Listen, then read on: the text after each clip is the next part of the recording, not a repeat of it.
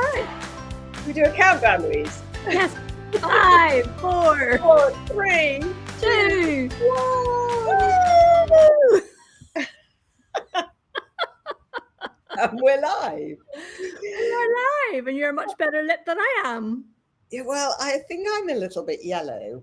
But, you know, And my lovely new tool ran out of battery just before we went live. That was not very convenient. Not very convenient. But this is the beauty of a live show, is that you just have to roll with. You just roll with it. Exactly. And this morning at 6 o'clock, as I was telling you, Louise, I could not connect my StreamYard to LinkedIn, and it was saying that the LinkedIn Live wasn't there. So what did I do? I hopped over to use Restream instead. Here we are. So I haven't got a clue what I'm doing here, folks, except what I am doing is talking to the rather fabulous Louise Brogan. Welcome, Louise. Thank you very much, Sarah. I feel like I should be on an actual sofa, though, and I'm not. Yeah, I know. It's actually, I've had 2 guests actually here on the sofa, and I have I've got Stella De Silva coming in December. She's coming back from Oman, where she's currently living, and she lives around the corner from me here when she's in London. So she's coming here to the sofa, where she's actually going to be on the sofa. So I need to sort of work this out because it's a cute little sofa. Maybe I should do a tour with the sofa. Oh, that'd be fabulous. Did you not take your sofa to a conference or something one time? I did. I did. I had a stand at the business show, which is at the Excel, which is not very far away from me, and I set up this setup in there. So I took my fabric wall. It's fabric. But it's on wow! I thought it was your living room. No, do you think it was real? I know, it's very good. So it's like a pop-up tent. Wow.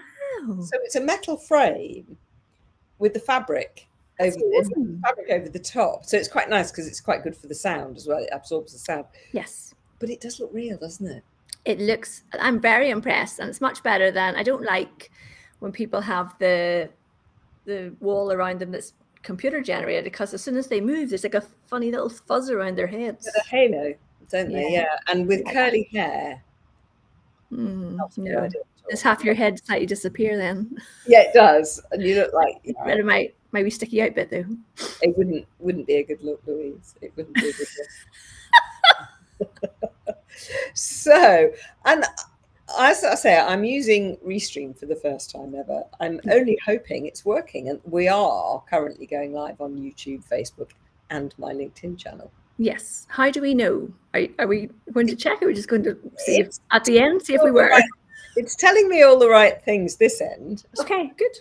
I could go to my LinkedIn. Should I do that? Should I just have a little? No, let's just stay here, you and me. It's fine. see if there's anything happening on my banner. I don't think there is. Oh, should I look on my phone? I'm sure we have. Actually, if you have a look at my banner, yes. Because can we not get? Does that mean we can't see comments then? Correct. Oh, that's sad. We should be live because it's telling me we are. I'm sure we are. Let's have a look. Off to see. You have a look on your phone. This reminds me of my early days of going live. I know. I've been doing this for so long, and I'm a little bit insecure.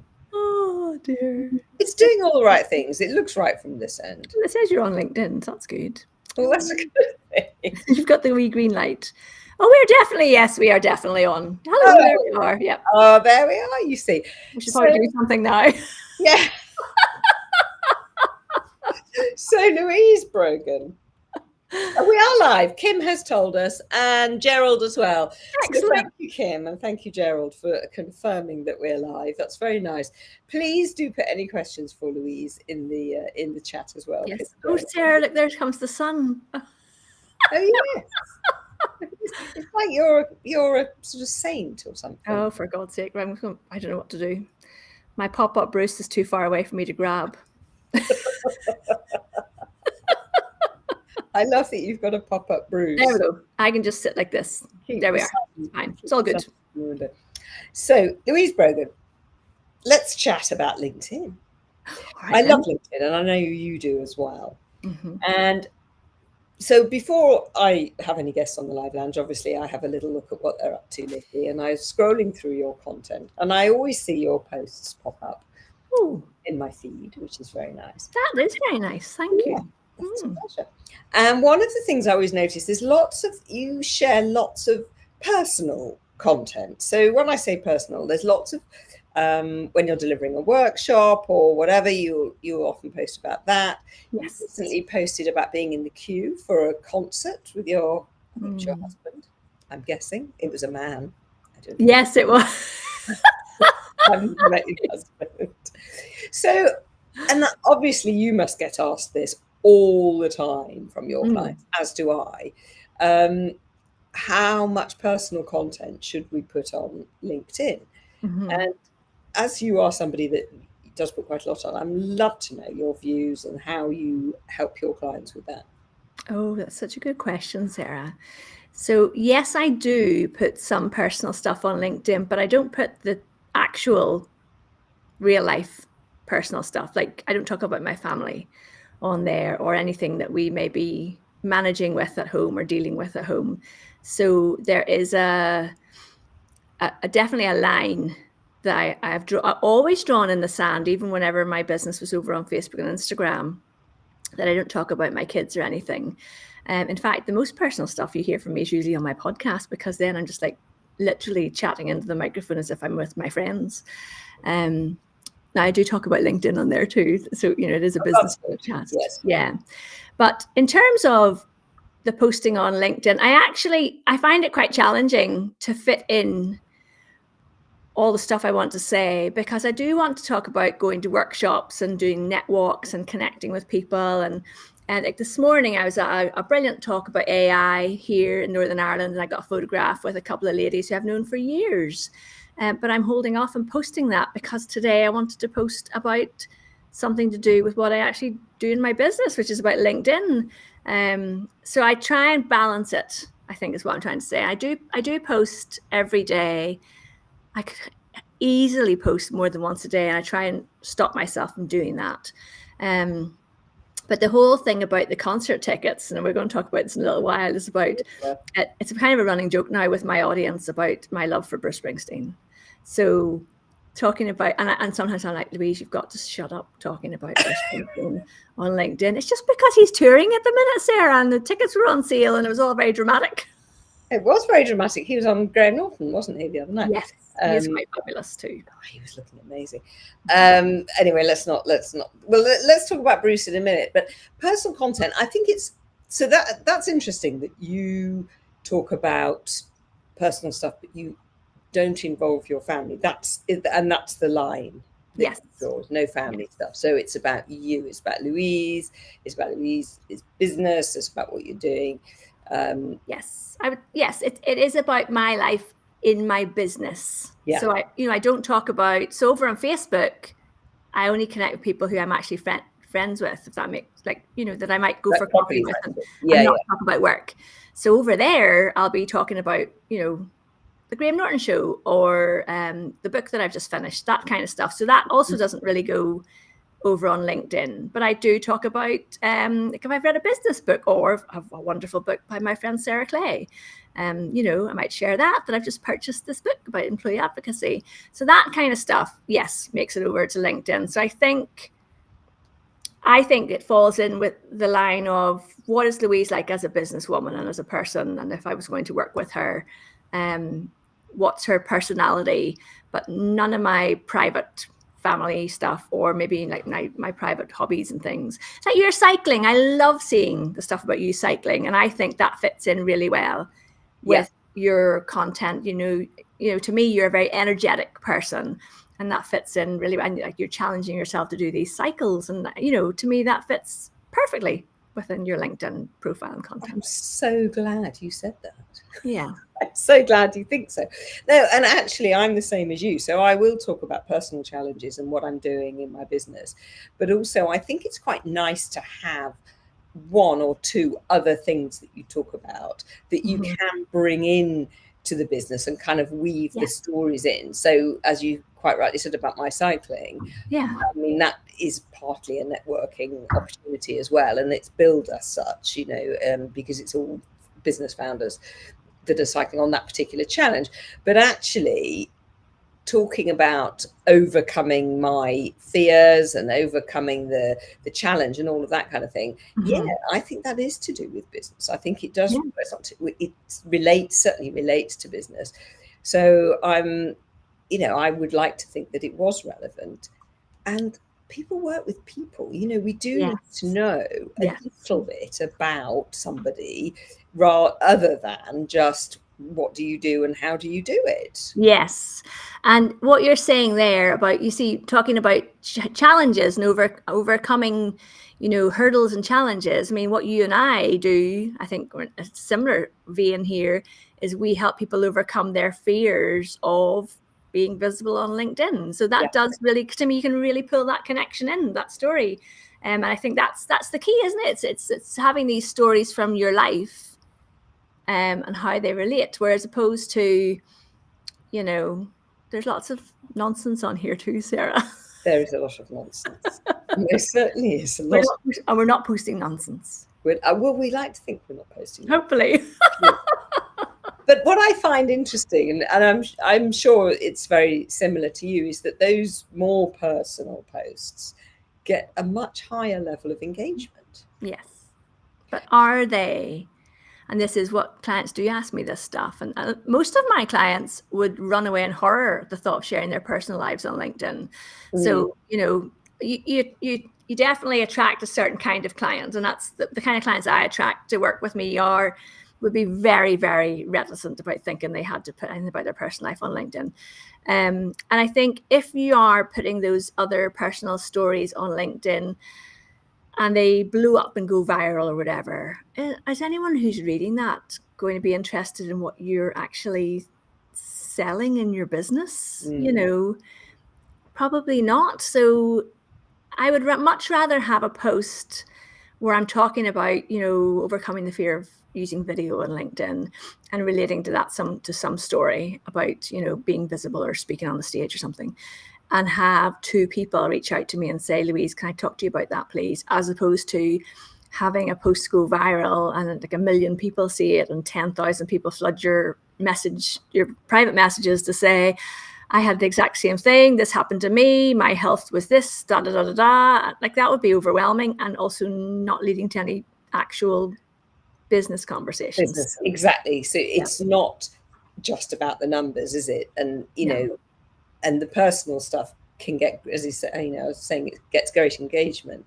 But are they your audience? They're your audience, but are they your potential clients? Can they help you grow your business? Yeah. And I've now a thing on my whiteboard, which is just behind, with a big picture of a boat that I drew myself. It's like a child's picture, I have to say, because drawing is not my skill. And the question underneath is, will this move the boat forward? Will it make the boat go faster? Have you read that book, Sarah? Well, years ago I read that book. Brilliant That's book. the idea. And when I'm faffing about, you know, answering, you know, or scrolling through LinkedIn, looking at, you know, cat videos, not that I do cat videos, but, you know, things that aren't relevant, I look at my whiteboard and I think, Sarah, stop. It's not going to make this boat go faster. I'll move it forward. Get back in your lane and get back to work.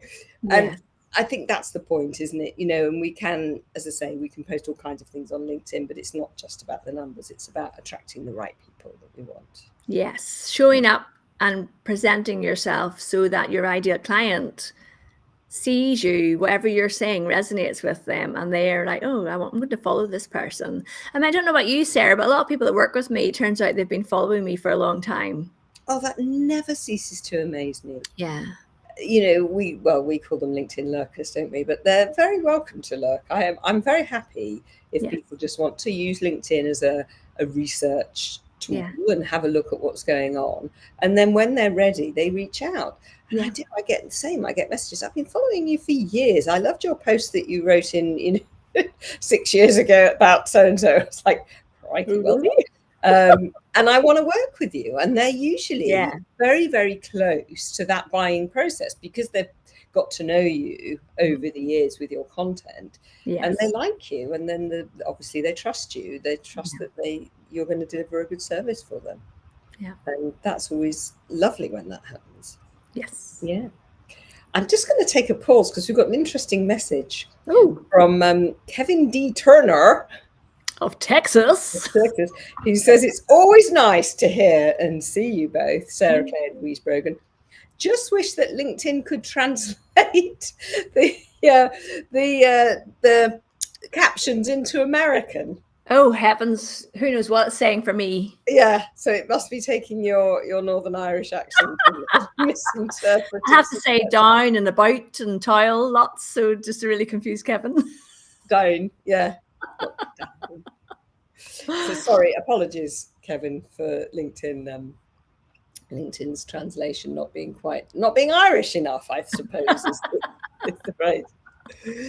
So so personal content, I think you're right. I think it's a mixture, isn't it? But I think it's still very important to show your knowledge, to show your skill, to talk about your business and tell people what it is that you actually do. Otherwise, how will they know?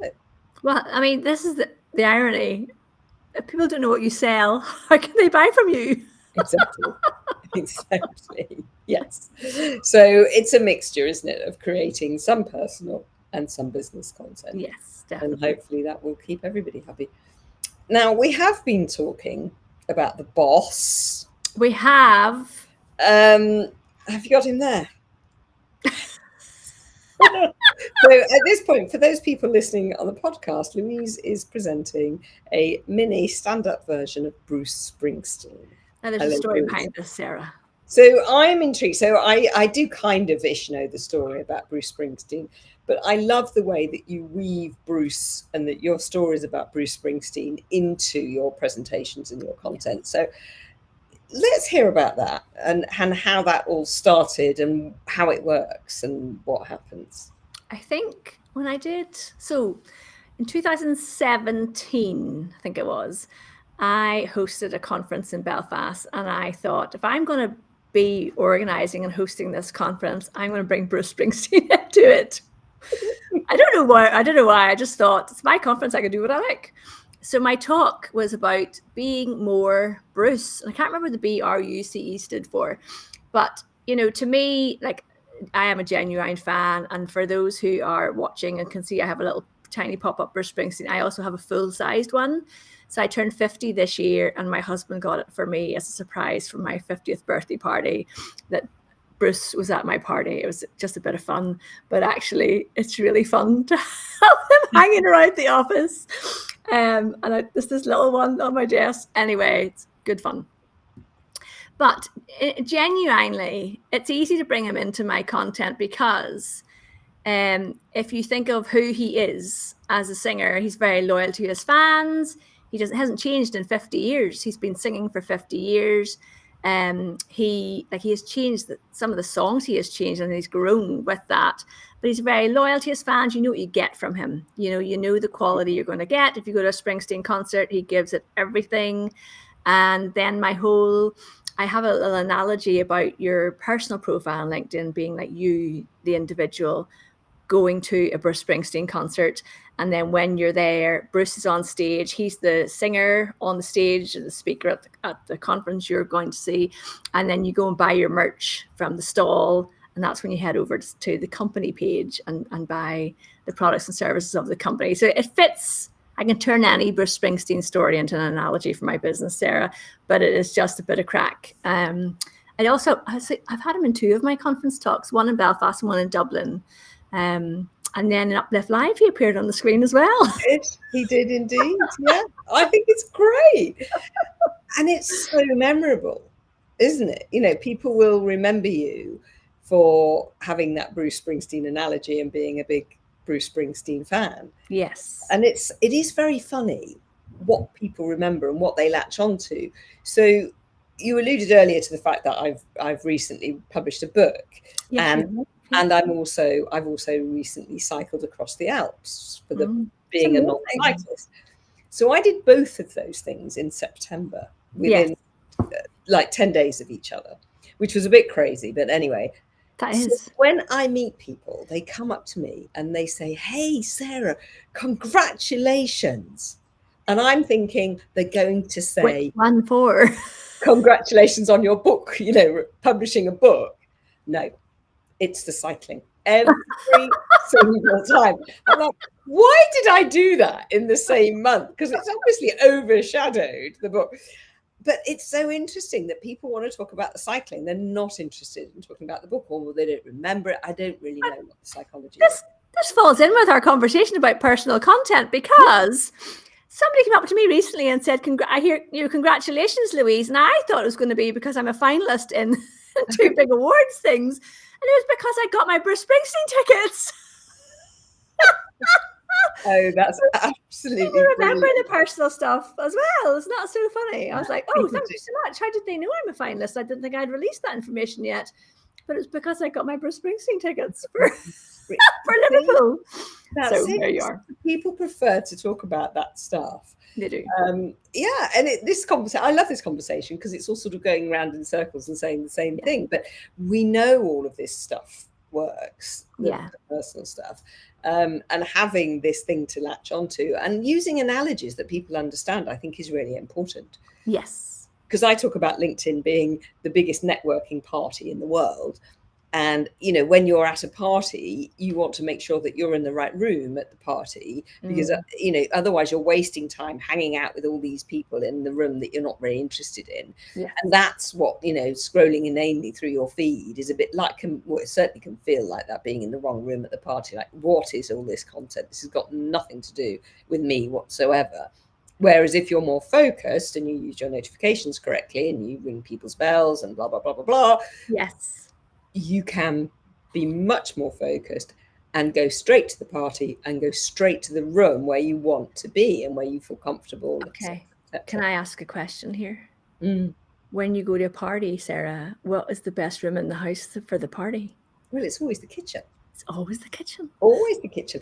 But you have to get out of the kitchen. This is what I try to say to my clients. You have to get yourself out of the kitchen and go and meet some new people in different rooms. Okay. Otherwise, you'll just be stuck in the same echo chamber. Oh, right. Okay. All right. I mean, the kitchen is the best room to be in. Yeah, because that's where the food is and the booze and the... It's funny, isn't it? Oh dear, so funny. And that to me, the kitchen is the equivalent of of your LinkedIn feed. It's you will scroll through your feed and see lots of nonsense, but you will also see your friends in there. Your friends' content, people that you know. Yes, because you're interacting with that content. LinkedIn knows that you do, so the algorithm puts that stuff in your feed.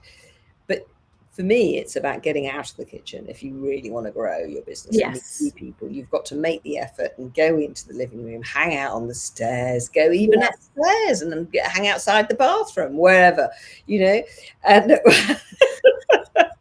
well, there's lots of traffic, you see. Yes. No, I'm with you. Next time we're at a party together, let's just push each other out of the kitchen to go and find new people. Absolutely. Yeah. And it's always a much richer experience. It's harder, but it's richer. Yeah, you get your best rewards when you make a bit of effort, right? Oh my, I sound like my dad.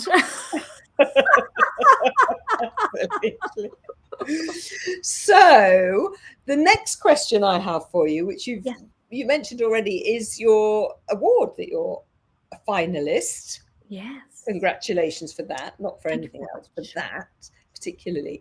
But you've been up for quite a lot of awards this year, I think. Well, these are two big ones. And actually, so it's kind of interesting. They're both in London. One's in November, one's in December. And the second one is the one I'm going to, because again, you have to pick and choose things, Sarah. Unfortunately, you can't, we're living in Belfast. I can't just hop over to London all the time. No.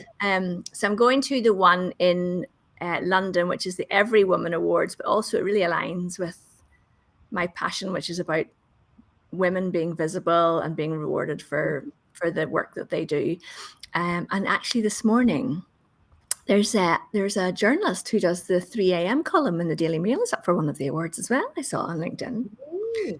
So yes, that's the Every Woman Awards, and that's in Leicester Square, somewhere in Leicester Square in December. And yeah, it's very exciting. I'm excited to get to wear a frock and head over to London. It's during the day. Oh, nice. Yeah. Oh, it'll be fun. So, and do you think that, say again, sorry? Over by 5 p.m. Oh, you can get home for tea. I can fly home. Maybe not for tea, maybe a late supper. Yeah.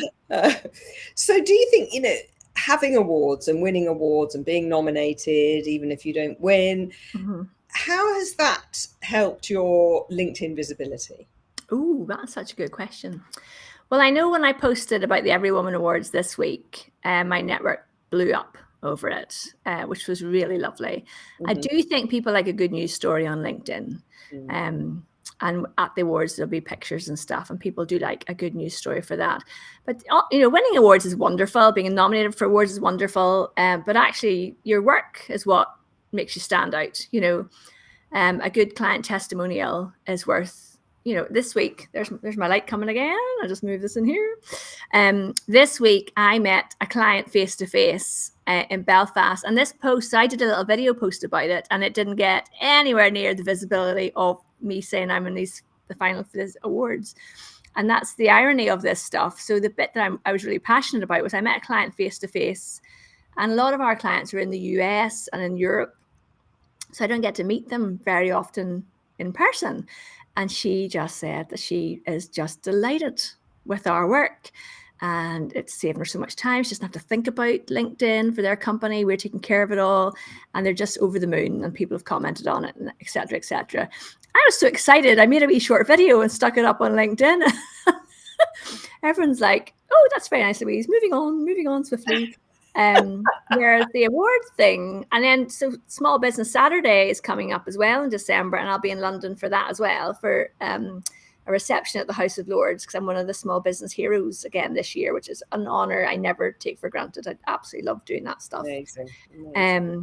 So when I post that I'm at the House of Lords or nominated, a finalist in a UK-wide awards, my audience just absolutely love it. It doesn't really matter whether I win anything or not. It's just the news. They're just so excited. And it's lovely because people are commenting that I haven't had conversations with in years. And then I'm picking that up and having conversations with people as well. So I do think if you have got some good news to share with your network, get on there and share it, because people find that really easy as well to comment on.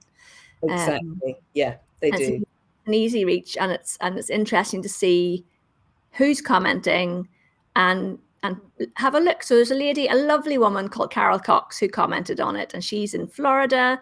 She runs she helps women to become speakers and speak on stages. I haven't had a conversation with her since before the pandemic, I think. So we picked up this conversation. It's just that kind of thing is just a lovely little bonus to me of being on LinkedIn. I also had an AI company page, must be an AI bot comment on it. And I thought, well, I'm not going to respond to that one. I'll just leave that one be. No, I have one of those that comments on every single one of my posts. Every single one. I think I saw them. I think I saw their comment. I have to say, in their defense, the comments are good. They're very good. Just the fact they're called something AI bot. Yeah. But it is like, they are very good, and obviously that's what they're doing, is they're showing the world that actually their comments are good comments. And they're very good comments. So but there's not much point in responding, because it's a bot, because it tells you that it is. But so it's also transparent, I guess. Yeah. Absolutely. I mean, I guess what they're trying to do is to get me to ring them up and say, or to contact them and say, your comments are great. Can I work with you? And you can do mine. But that's, or even if you respond to their comment, they'll be straight onto you, Sarah. Yeah, that's true. I'll just leave that. Louise, I'm aware of the time, and I know you have to go bang on 1:30, but I have one more question for you. The big question that I ask all my guests is, what 3 actionable things could you say to our audience today to give them to take away and do to help them in some way on LinkedIn? Oh gosh. So my big thing at the minute is video. And I think I'd like people to start thinking about sharing video on LinkedIn. I'm not going to, one of my one things is not going to be do a video, because that is way too big a reach for people. So I'd like people to start to think, could they post a video on LinkedIn? And maybe what they should do is look at other people who are like them and what kind of video content those people are sharing. So it's not like a super scary thing to consider. So that'd be the first thing. Number two would be, I always say to people, make sure your profile is up to date. When's the last time you actually looked at your headline and your about section? You know, just have a wee glance at it and think, does this actually represent what I still do? Or, you know, because we change our businesses and we change what we offer, and what our products and services are, but don't necessarily always reflect that on our LinkedIn profiles. So that'd be number two. And number three would be comment on other people's posts. Start engaging with people, having conversations, and on posts that you're interested in, because then LinkedIn's going to show you more stuff that you're going to be interested in and you're going to enjoy it more.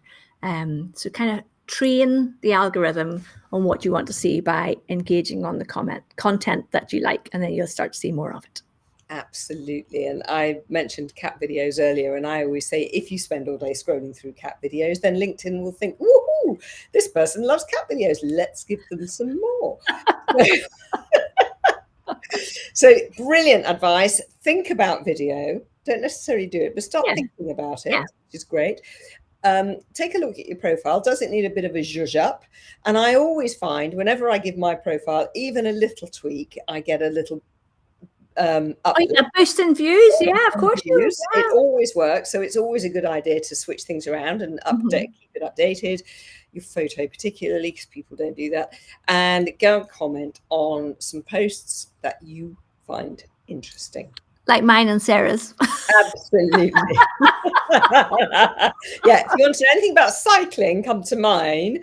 Or Bruce Springsteen, go to Louise's. Or, of course, if you want to know anything about LinkedIn, come to both of ours, because we do post quite different content, but equally valuable, of course.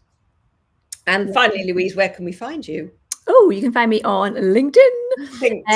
And also my YouTube channel, Sarah. So which is doing rather well, I guess. Yeah, Raise Your Visibility Online, it's called. And I think this weekend it'll tip over the 90,000 subscribers. Well done, Louise. That's amazing. Exciting. Louise Brogan, it has been an absolute delight having you here. Thank you so much for bringing Bruce along and for joining me on the B2B Live Lounge today. Thank you so much for having me, Sarah. It's been a pleasure, as always. Lovely.